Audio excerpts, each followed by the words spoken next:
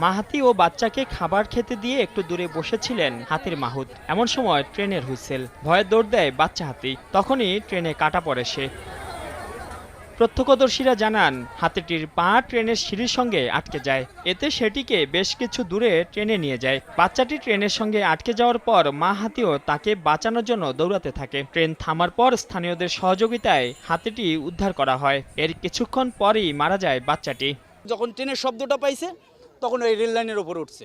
যখন রেল লাইনের ওপর উঠছে তখন ওই ট্রেনের সাথে বাড়ি খাইছে। বাড়ি খাওয়ার লগে এই পাটা আছে, এই পাটা ওই ট্রেনের যে হুকটা আছে হুকের লগে বাজিয়ে গেছে। এটার বাসায় থেকে এটার মাও তুলতেছে।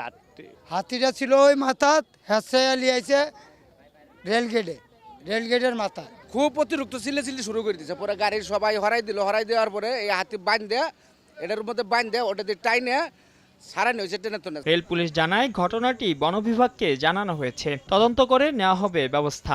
যেহেতু পালিত হাতি এটা রেল লাইন দিয়ে আসছে, এটা কর্তৃপক্ষের সাথে আলোচনা করে দেখা যাবে কি করা যায়। বন বিভাগ এটা প্রয়োজনীয় ব্যবস্থা নেবে আর কি। দুর্ঘটনার প্রায় 1 ঘন্টা পর রেল পুলিশের সহায়তায় রেললাইন থেকে সরিয়ে নেওয়া হয় হাতিটি। মানিউল হাসান, সময় সংবাদ, ঢাকা।